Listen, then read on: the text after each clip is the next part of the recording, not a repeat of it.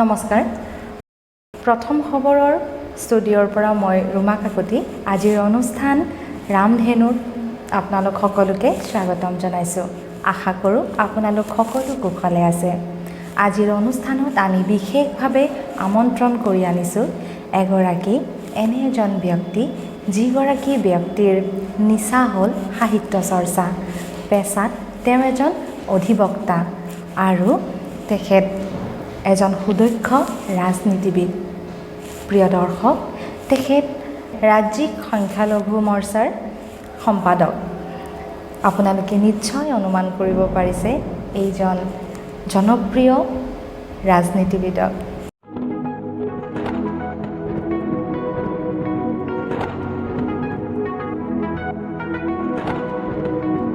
সহিদা আপোনাক আমাৰ আজিৰ অনুষ্ঠানত স্বাগতম জনালোঁ হয় আজি আপোনাৰ ইয়াতে আহি আমাৰ আজিৰ অনুষ্ঠানত আহি আপোনাৰ কেনে অনুভৱ হৈছে অকণমান যদি আমাৰ দৰ্শকসকলক কৈ দিয়ে প্ৰথমতে আপোনালোক সকলোকে প্ৰথম খবৰৰ সকলো পৰিয়াললৈকে মই ধন্যবাদ জ্ঞাপন কৰিছোঁ প্ৰথম খবৰ জন্মৰে পৰা সদায় ৰাইজৰ পক্ষত নিৰপেক্ষভাৱে আপোনালোকৰ বাতৰিসমূহ চাই থাকোঁ অনুষ্ঠান চাই থাকোঁ খুব সুন্দৰকৈ আৰু আপোনালোকে উঠি অহা যুৱক চামক উঠি অহা শিল্পীক উঠি অহা যিখিনি মানুহ আছে কাম কৰি আছে সমাজৰ কাৰণে তেখেতসকলক মই বিভিন্ন পৰ্যায়ত আপোনালোকৰ অনুষ্ঠানবিলাক দেখা পাইছোঁ ইণ্টাৰভিউবিলাক দেখা পাইছোঁ যে আপোনালোকে নতুনক অগ্ৰাধিকাৰ দিছে ধৰক এতিয়া যিসকল প্ৰতিষ্ঠিত হৈ গ'ল তেখেতসকলৰ এটা প্ৰতিষ্ঠা সমাজত লাভ কৰিলে আপোনালোক উঠি অহা যুৱ প্ৰজন্মক আপোনালোকে গুৰুত্ব দিছে এই সাহিত্যৰ ক্ষেত্ৰতে হওক বা সাংস্কৃতিক ক্ষেত্ৰতে হওক সকলো ৰাজনীতিৰ ক্ষেত্ৰত বা খেলুৱৈসকলক যিখিনি খেলুৱৈ উঠি আহিছে মই বিভিন্ন অনুষ্ঠান প্ৰতিষ্ঠান আপোনালোকৰ প্ৰথম খবৰ সম্পাদক কমল কুমাৰ ডাঙৰীয়াৰ মই ইণ্টাৰভিউ বহুত কেইখন দেখিছোঁ গতিকে আৰু আজি মোক মাতি অনাৰ কাৰণে আপোনালোক সকলোকে মই প্ৰথম খবৰ পৰিয়াললৈকে মই ধন্যবাদ জ্ঞাপন কৰিছোঁ আপোনাৰ জীৱনৰ বহু নজনা কথা আজি অনুষ্ঠানৰ ৰামধেনু অনুষ্ঠানৰ জৰিয়তে আশা কৰিম আপুনি ৰাইজক বহুখিনি নজনা কথা আপুনি অৱগত কৰাব আপুনি সাজুনে মই সাজু হয় তেনেহ'লে আহিম আমি আপোনাৰ জন্ম আপোনাৰ শিক্ষা আৰু আপোনাৰ শৈশৱৰ কিছু স্মৃতিৰ বিষয়ে মোৰ জন্ম আপোনাৰ বৰপেটা জিলাৰ কপোহা গাঁৱত হয় আপোনাৰ বৰপেটা সদৰৰ পৰা প্ৰায় 5 কিলোমিটাৰ ভিতৰত মোৰ শিক্ষা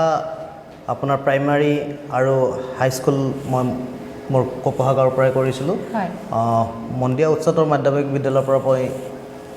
মেট্ৰিক পৰীক্ষা পাছ কৰাৰ পিছত মই গুৱাহাটী পাণ্ডু মহাবিদ্যালয় মই হায়াৰ ছেকেণ্ডেৰী আৰু ডিগ্ৰী পঢ়িছিলোঁ তাৰপিছত বিশ্ববিদ্যালয় আইন মহাবিদ্যালয় গুৱাহাটী বিশ্ববিদ্যালয়ত মই ল পাছ কৰিছিলোঁ তাৰপিছত আপোনাৰ ল পাছ কৰি মই ওকালতি পেছাত জইন কৰিছিলোঁ তেতিয়াৰ পৰা আজিলৈ মই ওকালতি কৰি আহিছোঁ শৈশৱ ক'বলৈ গ'লে সকলোৰে যেনেকুৱা থাকে গাঁৱত তেনেকৈ আছিলে আপোনাৰ সৰুতে খুব খেলিছিলোঁ সকলো ধৰণৰ খেলে খেলিছিলোঁ ভালকৈ নেখেলিলেও দুষ্টালি আছিলে কেতিয়াবা আপোনাৰ খেতি পথাৰতো গৈ কামত চাইছিলোঁ কেতিয়াবা নিজেও মাছ মাৰিছিলোঁ আমাৰ নিজৰ পুখুৰী আছিলে কেতিয়াবা মাছ মাৰি ভাল পাওঁ এতিয়াও টাইম পালে গৈ গাঁৱৰ ঘৰত মাছ মাৰিবৰ কাৰণে চেষ্টা কৰোঁ ঠিক তেনেকৈ শৈশৱ খুব ভালকৈ গৈছিলে খুব ফূৰ্তি কৰিছিলোঁ খেলা ধূলা কৰিছিলোঁ তেনেকৈ তাৰপিছত মেট্ৰিক পাছ কৰি আপোনাৰ কলেজ পঢ়িব গুৱাহাটীলৈকে আহিলোঁ তো তেনেকৈ গুৱাহাটীৰ পৰিৱেশৰ লগত লাহে লাহে নিজকে খাপ খোৱালোঁ হয় আজি আমাৰ দৰ্শকসকলে আপোনাৰ শৈশৱৰ কথা আপোনাৰ স্কুলৰ কথা কলেজৰ কথা আজি গম পালে আমি জানিব বিচাৰিম শৈশৱত আমি সকলোৱে এখন ৰচনা লিখিছিলোঁ ৰচনাখন হৈছে জীৱনৰ লক্ষ্য আপুনিও লিখিছিলে ময়ো লিখিছিলোঁ মই আপুনি সেই ৰচনাখন বিশেষ ৰচনাখনত কি লিখিছিলে আপোনাৰ জীৱনৰ লক্ষ্যৰ কথা সেইটো কথা মই নুসুধোঁ কিন্তু আপোনাক এটা কথা সুধিম যিয়েই লিখিছিলে সেই লিখনিটোৰ আপুনি ভাবে নেকি আজিৰ দিনত থিয় হৈ যে আপুনি যি হ'ম বুলি ভাবি লিখিছিলে সেয়া তাতকৈ বহুত বেছি আপুনি সফল হৈছে অথবা আপোনাৰ বহুত এতিয়াও কৰিবলৈ বাকী আছে হয় কিছু ক্ষেত্ৰত ধৰক আপোনাৰ সফল হোৱা বুলি নিজকে ক'ব পাৰোঁ কিন্তু কিছু ক্ষেত্ৰত সফল হোৱা নাই যেন লাগে কৰিবলগীয়া সমাজৰ প্ৰতি ৰাজ্যৰ কাৰণে দেশৰ কাৰণে কৰিবলগীয়া বহুতখিনি আছে তাৰপিছত ধৰক আপোনাৰ যিখিনি কৰিছোঁ সেইখিনিতে মই সফল বুলি এতিয়াও নিজকে কৰিব নোৱাৰোঁ তথাপিতো যিখিনি পাইছোঁ এতিয়ালৈকে সেইখিনিত 50 শতাংশ সফল হৈছোঁ আৰু বহুত হ'ব কৰিবলৈ হ'ব বাকী আছে। পাৰিছোঁ বুলি নিজকে ক'ব পাৰোঁ গতিকে ধৰক আশা আছে বাকী সপোনখিনি পূৰণ হয় হ'ব হয় হয় খুব সোনকালে অতি শীঘ্ৰেই আপোনাৰ এই বাকী থকা অংশটো পূৰণ হওক তাৰে কামনা মোৰ কৰিলোঁ সপোন মানে ধৰক প্ৰথমতেতো সপোন কেনেকৈ থাকে ধৰক মোৰ ঘৰখনৰ কথাই কৈছোঁ মোৰ ঘৰখনত মোৰ মানে কাকা বৌহঁত চব কলেজৰ প্ৰফেচাৰ হয় হয়। মোৰ খুৰা ল'ৰাহঁত কলেজৰ প্ৰফেচাৰ খুৰা প্ৰিন্সিপাল আছিলে মোৰ নিজৰ বৌ প্ৰফেচাৰ কাকা দুজন প্ৰফেচাৰ তো মোৰ সৰুৰ পৰা সপোন এটা আছিলে মই প্ৰফেচাৰ হ'ম হয়। তো ঘৰত ইমানখিনি প্ৰফেচাৰ থকাৰ কাৰণে কাকাই ক'লে যে তই প্ৰফেচাৰ হ'ব নালাগে ইমান প্ৰফেচাৰ ঘৰত আছে তই ল পঢ় তেতিয়া অলপ মনত দুখ লাগিছিলে তাৰপিছত দেখিলোঁ যে মই যেতিয়া অধিবক্তা হ'লোঁ গুৱাহাটী উচ্চ ন্যায়ালয়ৰ আৰু এতিয়া ভাবোঁ যে মোৰ প্ৰতি কাকাই যি সিদ্ধান্ত লৈছিলে খুব সঠিক সিদ্ধান্ত লৈছিলে হয় এইবাৰ আহিম আপুনি মই জনাত আপুনি 4খনকৈ গ্ৰন্থৰ প্ৰণেতা আৰু গ্ৰন্থৰ ভিতৰত আপোনাৰ কবিতাও আছিলে অন্যতম গ্ৰন্থসমূহৰ নাম আপুনি এবাৰ অৱগত কৰাব নেকি মোৰ আপোনাৰ 4খন নহয় বেছি হ'ব আপোনাৰ মোৰ সংঘৰ্ষৰ শেষত প্ৰথম উপন্যাস হয় মই পঢ়িছোঁ দ্বিতীয় উপন্যাস হ'ল আপোনাৰ পুৱতি পোহৰ তৃতীয় উপন্যাস হ'ল প্ৰত্যাশা প্ৰথম মই কবিতা পুথি আৰম্ভ কৰিছিলোঁ তোমাক লগ পোৱাৰ পৰাই কবিতা পুথি তাৰপিছত মোৰ গল্প সংকলন হ'ল আপোনাৰ আত্মগোপন আৰু মীমাংসা তাৰপিছত ধৰক আৰু বিভিন্নটো মেগাজিন মই 100তকৈ অধিক সম্পাদনা কৰিছিলোঁ বিভিন্ন পেপাৰ বিশেষকৈ নিয়মীয়া বাৰ্তা এনেকুৱা পেপাৰত ধৰক বহুত আমাৰ অসম বহুত আৰ্টিকল লিখিছিলোঁ তাৰে আপোনাৰ বহুকেইটা কবিতাই বিশেষ স্থান লাভ কৰিছিলে আৰু আপোনাৰ গুণী মহলত বৌদ্ধিক মহলত আপোনাৰ সাহিত্যৰ যি অৱদান সেয়া চৰ্চিত হয় আৰু আপোনাক মই এটা কথা সুধিব বিচাৰিম কোৱা হয় কবিসকল খুব সূক্ষ্ম অনুভূতিৰ হয় আপোনাৰ নিশ্চয় ইয়াৰ বিপৰীত নহয় সাহিত্য চৰ্চা কৰাৰ পিছতো কবি হোৱাৰ পিছতো আপুনি ৰাজনীতিলৈ কিয় ঢাপলি মেলিলে চাওক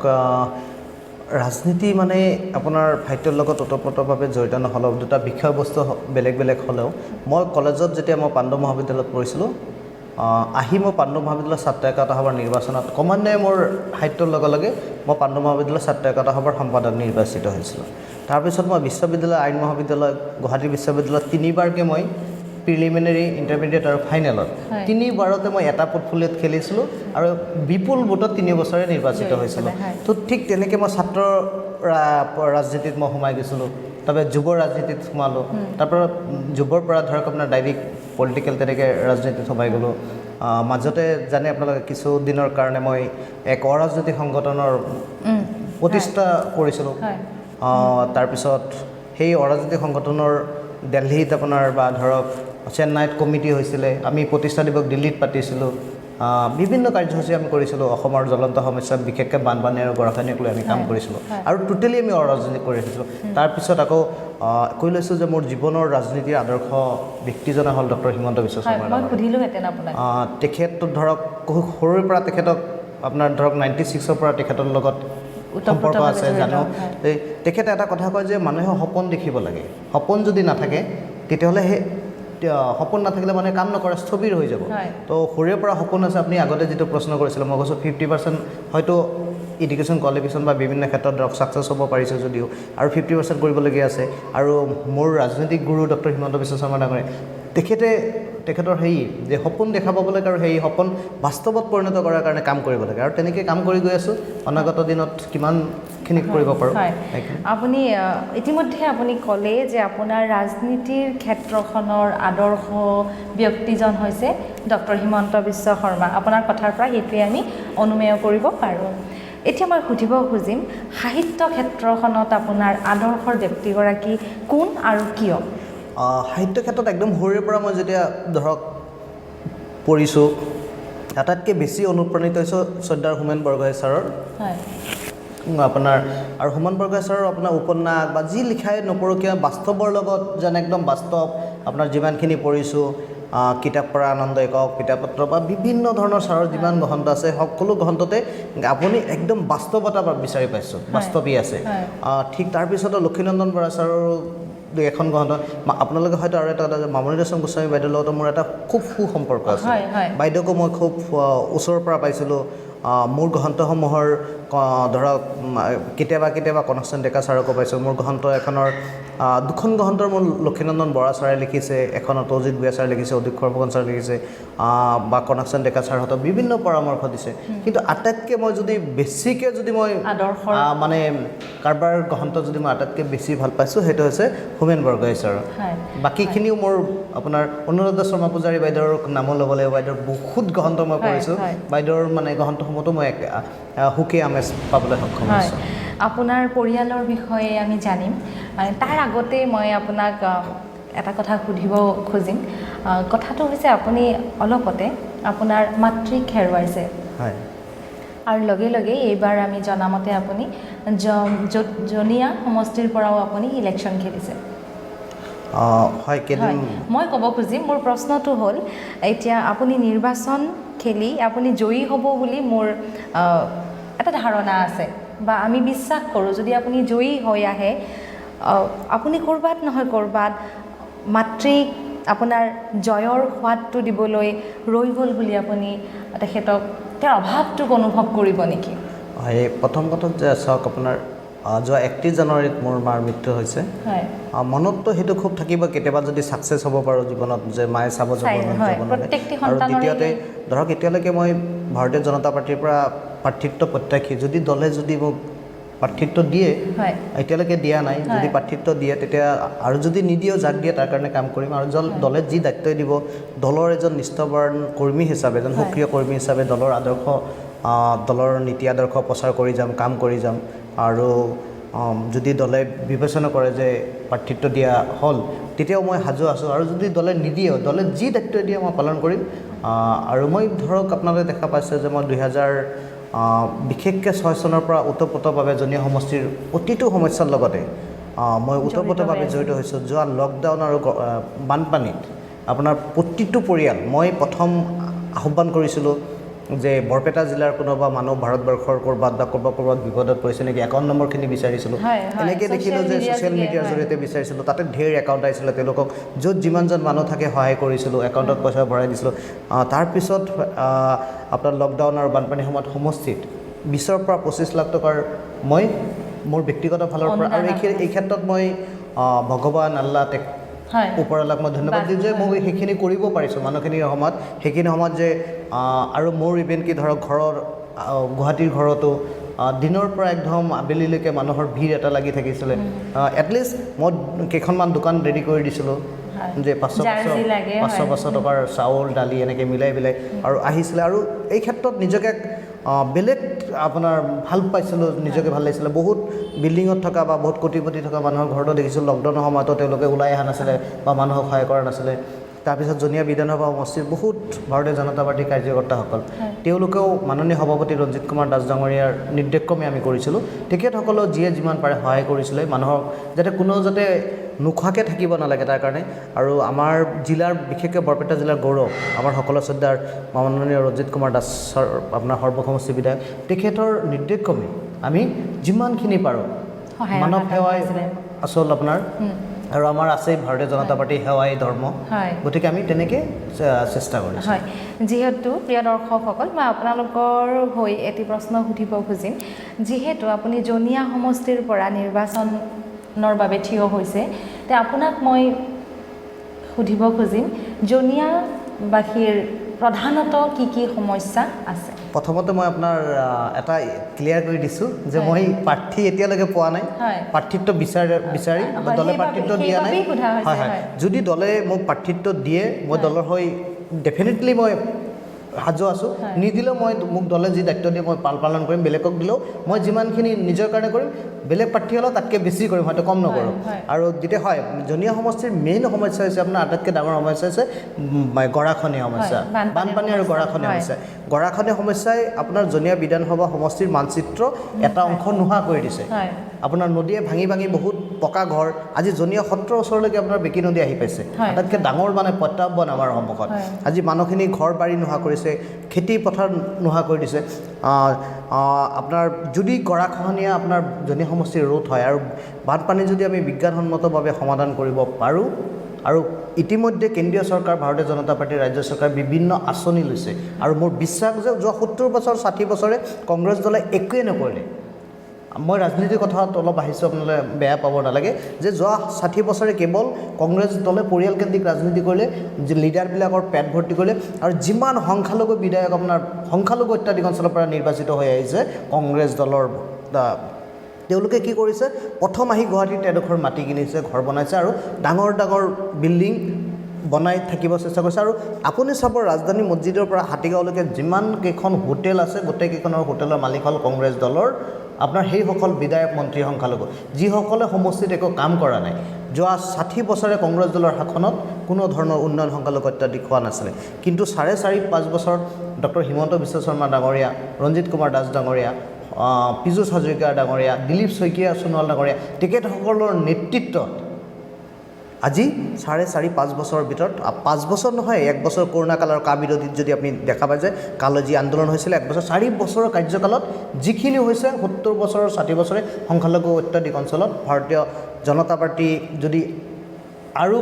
এইবাৰতো 100% নিৰ্বাচিত হ'বই চৰকাৰ ভাৰতীয় জনতা পাৰ্টিৰ চৰকাৰ হ'বই যে যোৱা 70 বছৰ 60 বছৰে কংগ্ৰেছ দলে শাসন কৰোঁতে সংখ্যালঘু অত্যাধিক অঞ্চলত কোনো ধৰণৰ গুৰুত্ব দিয়া নাছিলে কাম কৰা নাছিলে 4.5 বছৰ ভাৰতীয় জনতা পাৰ্টিৰ চৰকাৰে সংখ্যালঘু অত্যাধিক অঞ্চলত আপোনাৰ মডেল হস্পিটেল বনালে মডেল স্কুল বনালে আপোনাৰ বিভিন্ন ধৰণৰ অনুষ্ঠান প্ৰতিষ্ঠান বনালে ৰাস্তা ঘাটৰ ব্যাপক উন্নয়ন কৰিলে যাতায়াত ব্যৱস্থা সুচল কৰি দিলে আগত আপোনাৰ এক ঠাইৰ পৰা আন ঠাইলৈ যাব লগা হ'লে 50 মিনিটৰ ৰাস্তাত আপুনি 3-4-5 ঘণ্টা লাগে তথাপি আপোনাৰ গা বিষ হৈ যায় আজি 50 মিনিটৰ ৰাস্তা আজি 30-40 মিনিটত যাব পৰা হৈ গ'ল মানে ৰাস্তা এনেকুৱা হৈ গ'ল যে আপুনি ভাবিব নোৱাৰে যে য'ৰ পৰা সংখ্যালঘু বিধায়ক নিৰ্বাচিত হোৱা নাই ভাৰতীয় জনতা পাৰ্টি ভোটো দিয়া নাছিলে তাতে আজি এই পৰিৱৰ্তন মানে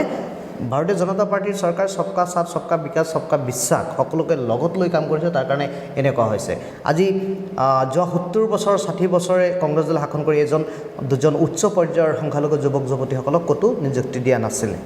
মেৰিটত পোৱা নাছিলে কাৰণ তাতে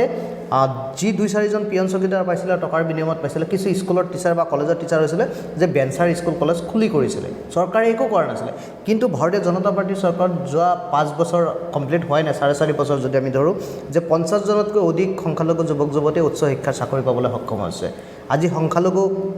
যুৱক যুৱতীসকলে কোনো ক্ষেত্ৰতে বঞ্চিত হোৱা নাই মানে ইয়াতে কোনো ধৰণৰ কৰাপশ্যন হোৱা নাই মেৰিট মতে পাইছে শূন্য সহনশীলতা যিটো তেনেকৈ ধৰক আপোনাৰ কোনো ধৰণৰ প্ৰভাৱ পৰা নাই গতিকে ভাৰতীয় জনতা পাৰ্টিৰ কাৰ্যকালত আটাইতকৈ উপকৃত হৈছে আপোনাৰ সংখ্যালঘু জনসাধাৰণ এইবাৰ মই এটা কথা সুধিব বিচাৰিম মাজতে আপুনি যিহেতু সংখ্যালঘু মৰ্চাৰ সম্পাদক গতিকে এটা সৰু কথা এটাই মোক মাজে মাজে আমনি কৰি থাকে আৰু আমাৰ দৰ্শকসকলেও নিশ্চয় মন কৰিছে যিহেতু আপুনি সেই দায়িত্বত আছে সেইবাবে আপোনাক এই প্ৰশ্নটো সোধা হৈছে আমি হতকাই কিছুমান জাতিগত গোষ্ঠীগত সংঘৰ্ষ দেখিবলৈ পাওঁ কিছুমান আছে ভিত্তিহীন কিছুমান কথা আৰু কিছুমান আছে কিছুমান দুৰ্নীতিৰ মানে দুষ্কৃতিকাৰীৰ কিছুমান কবলত পৰিও এনে কিছুমান ঘটনা সংঘটিত হোৱা পৰিলক্ষিত হয় এই ক্ষেত্ৰত আপোনাৰ মনোভাৱ কি হয় চাওক একদম যোৱা 60 বছৰে ভাৰতবৰ্ষৰ কথা আমি নকওঁ যে কংগ্ৰেছৰ শাসনকালত যোৱা 15 বছৰ কংগ্ৰেছৰ শাসনকাল যদি দেখা যায় আটাইতকৈ সাম্প্ৰদায়িক দল হৈছে আপোনাৰ কংগ্ৰেছ দল ভাৰতীয় জনতা পাৰ্টি ধৰ্মনিৰপেক্ষ দল মই আপোনাক উদাহৰণ হিচাপে মই কৈ যাম যে কংগ্ৰেছ দল হ'ল সাম্প্ৰদায়িক দল তেওঁলোকে হিন্দু অত্যাধিক অঞ্চলত গৈ হিন্দু সাম্প্ৰদায়িকতা কৰে মুছলমান অত্যাধিক অঞ্চলত গৈ মুছলমান সাম্প্ৰদায়িক ৰাজনীতি কৰে তাৰ উদাহৰণ যোৱা 15 বছৰ যেতিয়া কংগ্ৰেছ দলৰ শাসন আছিলে আমাৰ ভাৰতীয় জনতা পাৰ্টিৰ চৰকাৰৰ আগত আপুনি BTADত খুব 4-5 বছৰ আগৰ কথা যে যেতিয়া আমাৰ শ্ৰদ্ধাৰ প্ৰয়াত তৰুণ গগৈ ডাঙৰীয়াৰ চৰকাৰ চলি আছিলে BTADত 15বাৰতকৈ অধিকবাৰ গোষ্ঠীগত সংঘৰ্ষ কৰি সংখ্যালঘু মানুহক হত্যা কৰা হৈছিলে ঘৰ বাৰী জ্বলাই দিয়া হৈছিলে আজি 5 বছৰ প্ৰায় সমাপ্ত হ'বলৈ গৈ আছে কিন্তু এই 5 বছৰত এজনো সংখ্যালঘু মানুহক ক'তো হত্যা কৰা হোৱা নাই ক'তো ঘৰ বাৰী জ্বলাই দিয়া হোৱা নাই গতিকে আজি সংখ্যালঘু বৃহৎ পাৰ্থক্য এটা আহি গৈছে আপোনাৰ বিভিন্ন ক্ষেত্ৰত যদি আপুনি দেখা পায় যে কংগ্ৰেছে কেৱল শোষণ কৰিছিলে আজি 250 টকা কম্বল 150 টকাৰ সূতা দি সংখ্যালঘু মানুহৰ ভোট লৈ গৈছিলে জাতিটো আগুৱাই অহাৰ ক্ষেত্ৰত কোনো ধৰণৰ তেওঁলোকে কাম কৰা নাছিলে শিক্ষাৰ ওপৰত তেওঁলোকে গুৰুত্ব দিয়া নাছিল যিটো ভাৰতীয় জনতা পাৰ্টিৰ চৰকাৰে দিছে আজি চাওক 250 টকা আৰু 150 টকা কম্বল সূতাত লৈ ভোট লৈছিলে কিন্তু ভাৰতীয় জনতা পাৰ্টিৰ চৰকাৰে মাননীয় ডক্টৰ হিমন্ত বিশ্ব শৰ্মা ডাঙৰীয়া, ৰঞ্জিত কুমাৰ দাস ডাঙৰীয়া, দিলীপ শইকীয়া, পীযুষ হাজৰিকা, তেওঁলোকৰ নেতৃত্বত আজি আপুনি যদি দেখা পায় তেতিয়াহ'লে চাব যে বিনামূলীয়া নামভৰ্তি কৰি দিছে, বিনামূলীয়া ফৰ্ম ফিল আপ কৰি দিছে, বিনামূলীয়া পাঠ্যপুথি যোগান ধৰিছে। তাৰমানে এটা বছৰত এজন গাৰ্জেনে 10,000 টকা উপকৃত হৈছে আৰু 5 বছৰ কিমান হ'ল 50,000 টকা। 50,000 টকা এটা এটা পৰিয়ালে উপকৃত হ'ল শিক্ষা ডিপাৰ্টমেণ্টৰ পৰা। আৰু কংগ্ৰেছৰ দিনত কি কৰিছিলে, বছৰত নিৰ্বাচন আহিলে নিৰ্বাচনৰ আগত 250 টকাৰ কম্বল, 150 টকাৰ সূতা দি সেই ভোট লৈ গৈছিলে। মানুহে বুজি পোৱা নাছিলে আৰু প্ৰতিটো ক্ষেত্ৰতে মানুহক এনেকৈ শোষণ কৰিছিলে। মানুহক ভয় বাবুকি দেখাইছিলে, সংখ্যালঘু মানুহক ভয় বাবুকি দেখাইছিলে, ভোট নিদিলে অমুক কৰিম তমুক কৰিম। আজি কেম্পত ৰাখিছিলে মানুহক। আজি ভাৰতীয় জনতা পাৰ্টীয়ে অহাৰ পিছত সংখ্যালঘু মানুহৰ জীৱন আৰু সম্পত্তিৰ নিৰাপত্তা এখন অসমত হৈছে, যাৰ কাৰণে এইবাৰ পৰিৱৰ্তন যোৱা বছৰ আপোনাৰ যেনেকৈ পৰিৱৰ্তনৰ কাৰণে হৈছিলে, এইবাৰ সংখ্যালঘু অত্যাধিক অঞ্চলত পৰিৱৰ্তন এটা আহিছে যে সকলোৱে এইবাৰ পদুম ফুলৰ চিনত ভোট দিব ভাৰতীয় জনতা পাৰ্টীৰ। আপুনি ক'ব খোজে যে অনাগত দিনত আমাৰ যি জাতিগত গোষ্ঠীগত সংঘৰ্ষ আছে হ্ৰাস পাব। যোৱা ভাৰতীয় জনতা পাৰ্টীৰ চৰকাৰ হোৱাৰ পিছৰ পৰা হ্ৰাস পাইছেই। আপুনি ক'তো গোষ্ঠীগত সংঘৰ্ষ হোৱা নাই, ক'তো কাৰো ঘৰ বাৰী জ্বলাই দিয়া হোৱা নাই। সি BTADতে হওক BTADৰ বাহিৰতে হওক, ডেফিনেটলি অসমতে শান্তিৰ পৰিৱেশ ভাৰতীয় জনতা পাৰ্টীৰ চৰকাৰ অহাৰ পিছত বিৰাজ কৰিছে। এইবাৰ আহিম, আটাইতকৈ কঠিন প্ৰশ্ন হ'ব আপোনাৰ বাবে। আপুনি সাজু? হয়। আপুনি সাহিত্যিক হ'বলৈ বেছি ভাল পাবনে এজন ৰাজনীতিবিদ হ'বলৈ বেছি ভাল পাব? কোনটো বেছি আপোনাৰ, কোনটো চিনাকি বা কোনটো পৰিচয় আপোনাৰ বেছি গুৰুত্ব আপোনাৰ বাবে? মোৰ ক্ষেত্ৰত মই ক'ব খুজিছোঁ যে মোৰ ক্ষেত্ৰত মোৰ দুয়োটাই। মই সাহিত্যৰ চৰ্চাও কৰিম, লগতে ৰাজনীতি মই এনেকৈ ৰাজনীতি কৰিম। মই এতিয়া যদি জনি সমষ্টিৰ কথাটো কৈছোঁ যে জনি সমষ্টিত যোৱা 15 বছৰে আপোনালোকে যদি খবৰ কৰে যে যোৱা 15 বছৰ মই যিখিনি কাম কৰিছোঁ, কাৰোবাৰ যদি থাকিব ঘৰ নাই 3 পাত দিছোঁ, ব্যক্তিগত ফালৰ পৰা যেনেকৈ পাৰোঁ, কাৰোবাৰ পানী খাবলৈ যদি একো নাই দমকলৰ ব্যৱস্থা কৰি দিছোঁ, বিভিন্ন ধৰণৰ ব্যৱস্থা কৰিছোঁ। মোৰ ক্ষেত্ৰত যোৱা পৰহি ছোৱালী এগৰ বিয়া দিব নোৱাৰে, দুখীয়া ছোৱালী, তেওঁলোকক বিয়া দিয়াৰ কাৰণে যিমানখিনি পাৰোঁ আৰ্থিক সহায় কৰিছোঁ। আপোনাৰ GMCত গুৱাহাটী মেডিকেল কলেজ হস্পিটেলত জনীয়া সমষ্টিৰ বিশেষকৈ যিমান পেচেণ্ট আহে মই তেওঁলোকক যিমানখিনি পাৰোঁ, তাতে চৰকাৰী বিনামূলীয়া কয়, তাৰপিছত হাত খৰচ কিছু লাগে তেওঁলোকৰ, একদম দুখীয়া মানুহখিনিক। আপোনালোকে যদি মোৰ ফেচবুক বা মোৰ যদি আপোনালোকে দেখা পায় যে মই নিজে নিদিলেও মোৰ কিছু কাৰ্যকৰ্তাই যেতিয়া দিয়ে যে আপোনালোকে দেখা পাব যে প্ৰতিটো যেতিয়া য'ত যেনেকৈ আহিছে যিমানখিনি পাৰোঁ চেষ্টা কৰিছোঁ। এই ব্যস্ততাৰ মাজত আপুনিতো ব্যস্ত হৈ আছে এতিয়া, এই ব্যস্ততা মানুহৰ হকে কাম কৰিছে, আপোনাৰ ব্যস্ত হৈ থকাৰে কথা। এই ব্যস্ততাৰ মাজত আপোনাৰ কলমটো ক'ৰবাত স্থবিৰ হৈ পৰিছে নেকি? হয়, যোৱা আপোনাৰ ধৰক প্ৰায় 2.5 বছৰ হ'ল এখন উপন্যাস, হয়, প্ৰায় 30-35% লিখাৰ পিছত যোৱা 2.5 বছৰত 1 পেজো লিখিব পৰা নাই। আমি বিচাৰিম যে আপুনি যিদৰে এজন সুদক্ষ ৰাজনীতিবিদ, ঠিক তেনেদৰে আপুনি এজন সাহিত্যিক হৈ পেলাই আমাক যিবোৰ নিদৰ্শন আপুনি ধৰক দেখুৱাই গৈছিলে, অলপ আগতে আপুনি বহুতৰে নাম কৈছিলে, নাম প্ৰকাশ কৰিছিলে, আপোনাৰ আদৰ্শৰ ব্যক্তি বুলি আপুনি বুকু ফিন্দাই কৈছিলে। আমিও বিচাৰিম আমাৰ পিছৰ প্ৰজন্মই আপোনাৰ নামটো তেওঁলোকে ক'ব, আপুনি যেন তেওঁলোকৰ আদৰ্শই হৈ ৰ'ব। মোৰ হয়, আপোনাৰ কিছু ক্ষেত্ৰত ই হৈছে, মোৰ প্ৰত্যেক বছৰ এইম আছিলে যে প্ৰত্যেক বছৰ এখনকৈ গ্ৰন্থ মই লিখি যাম, কিন্তু এই যোৱা 2.5 বছৰ 3 বছৰ মই এখনো নতুনকৈ গ্ৰন্থ লৈ আহিব পৰা নাই। মই আপোনাক কথা দিছোঁ, আপোনাৰ জৰিয়তে প্ৰথম খবৰ সকলো দৰ্শকক, সকলো যিসকলে চাই আছে আপোনালোক সকলোকে কৰিছোঁ যে 2021 চনত মোৰ এইখন উপন্যাস যিখন অসমাপ্ত হৈ আছে মই সমাপ্ত কৰি আপোনাৰ গ্ৰন্থমেলাৰ আগে আগে মই উলিয়াই দিয়া। হয়, প্ৰিয় দৰ্শক, এয়া আছিল আমাৰ শ্বহীদুল ইছলাম ডাঙৰীয়াৰ কিছু নজনা কথা আৰু তেওঁৰ নিজা কিছু ক'বলগীয়া কথা। তেখেতে আমাক কথা দিছে যে তেখেতে ৰাজনীতি কৰাৰ লগে লগেই সাহিত্য চৰ্চাও কৰি যাব। এইবাৰ একেবাৰে শেষত মই আপোনাক এটা কথা সুধিম, প্ৰত্যেকগৰাকী ব্যক্তিৰ সফলতাৰ আঁৰত এগৰাকী নাৰীৰ হাত থাকে বুলি আমি বিশ্বাস কৰোঁ। আপোনাৰ সেই নাৰীগৰাকী কোন? মোৰ সেইগৰাকী মোৰ পত্নী মিছেছ ছাৰ্জিনাৰা চুলতানা। তাইক মই বিশ্ববিদ্যালয়ৰ পৰা একেলগে পাইছোঁ, একেলগে লিখা পঢ়া কৰিছোঁ। আৰু মোৰ প্ৰতিটো আপোনাৰ কাম কাজত ধৰক মোৰ আপোনালোকে জানে যে মোৰ ল'ৰা যজা ল'ৰা আছে, ডাঙৰ ল'ৰা আছে, যে গোটেই সংসাৰৰ যিখিনি ধৰক আপোনাৰ মই যেনেকৈ বেছি সংখ্যক ধৰক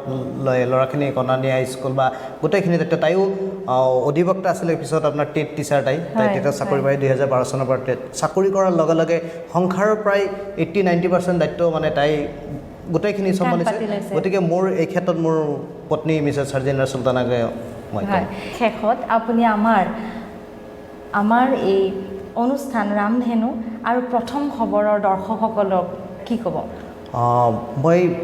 ৰামধেনুৰ জৰিয়তে প্ৰথম খবৰ দৰ্শকসকলক কৈছোঁ যে আপোনালোকে সঁচাকৈ মানে যে আমি প্ৰথম খবৰৰ পৰা যিখিনি সাংস্কৃতিক খেলুৱৈ বা ধৰক যিকোনো ধৰণৰ আপোনাৰ যিখিনি অনুষ্ঠান প্ৰতিষ্ঠান চাই আছোঁ আপোনালোকে হয়তো মোৰ নিচিনাকৈ সুখী যে প্ৰথম খবৰ একমাত্ৰ চেনেল যি সঁচাকৈয়ে ব্যতিক্ৰম হয় উঠি অহা যুৱ প্ৰজন্মক আগুৱাই অনাৰ কাৰণে প্ৰথম খবৰে চেষ্টা কৰি আছে আৰু প্ৰথম খবৰৰ লগত যিখিনি জড়িত হৈ আছে আমাৰ অতিকৈ শ্ৰদ্ধাৰ সাংবাদিক মানে বন্ধুসকল বান্ধৱীসকল যে সকলোখিনি যুৱক যুৱতী আৰু মুখ্য সম্পাদক কমল কুমাৰ তেখেত এজন ভাল সাহিত্যিক আপুনি এজন ভাল সাহিত্যিক বাকী যিখিনি মই দেখা পাইছোঁ যে আপোনালোকে গতিকে এটা ক্ৰিয়েটিভ মাইণ্ড লৈ আপোনালোকে সমাজৰ কাৰণে ওলাই আহিছে প্ৰথম খবৰ বেলেগৰ নিচিনা যিকোনো ধৰণৰ বাতৰি আপোনালোকে দি মানে গৰম বাতৰি TRPৰ কাৰণে নিদিয়াকৈ আপোনালোকে এটা সমাজত এক সুস্থ বাতাবৰণ বাতৰিৰ মাজদিও আপোনালোকে সমাজ সেৱা কৰিবৰ কাৰণে চেষ্টা কৰিছে তাৰ কাৰণে ধন্যবাদ জনাইছোঁ আৰু সেই ক্ষেত্ৰত প্ৰথম খবৰৰ এজন দৰ্শক হিচাপে মই নিজকে গৌৰৱ অনুভৱ কৰোঁ মই সময় পালে প্ৰথম খবৰ মই চাওঁ আৰু নিশ্চয়কৈ মোৰ লগত বাকীখিনি দৰ্শকে একমত হ'ব এতিয়া আপুনি এনেকুৱা কি কথা মনত চলি আছে যে মই আপোনাক সোধা নাই কিন্তু আপোনাৰ ক'ব মন গৈছে হয় মই ৰাজনীতিৰ ক্ষেত্ৰতে কৈছোঁ যে সংখ্যালঘু মানুহক বিশেষকৈ মই কৈছোঁ যে এতিয়া পৰিৱৰ্তন হৈছে সমগ্ৰ ভাৰতবৰ্ষত অসমত পৰিৱৰ্তন হৈছে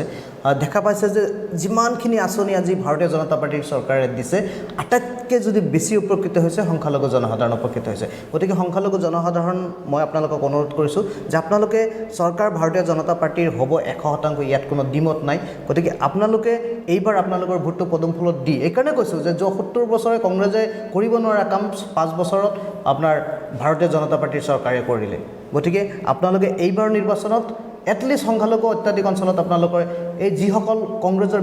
বিধায়ক নিৰ্বাচিত হৈ গুৱাহাটীত আহি অগাধ সম্পত্তি কৰিলে দিল্লীত কৰিলে কেৱল হোটেল বনালে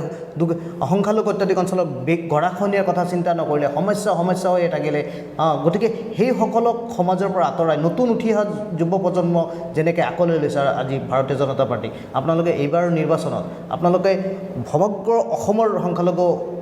মানে মানুহক মোৰ অনুৰোধ আপোনালোকে ভাৰতীয় জনতা পাৰ্টীৰ পক্ষে থাকক আৰু চৰকাৰৰ অংশীদাৰিত্ব হওক ধন্যবাদ শহীদুল ডাঙৰীয়া আপোনাক আপুনি আজি বহুমূলীয়া সময় আমাক দিলে আৰু আপোনাৰ বহু নজনা কথা মনৰ কথা আমাৰ লগতে আমাৰ দৰ্শকসকলেও জানিব পাৰিলে এয়াই আছিল আজিৰ অনুষ্ঠানত শহীদুল ইছলাম ডাঙৰীয়াৰ সৈতে হোৱা কথোপকথনৰ একাংশ প্ৰিয় দৰ্শক ইমান পৰে আপোনালোকে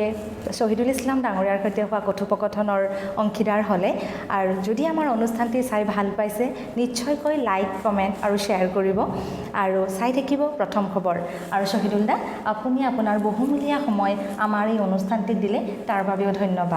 ধন্যবাদ আপোনালোককো নমস্কাৰ জনাইছোঁ আৰু প্ৰথম খবৰ উজ্জ্বল ভৱিষ্যত কামনা কৰিছোঁ চাই থাকিব প্ৰথম খবৰ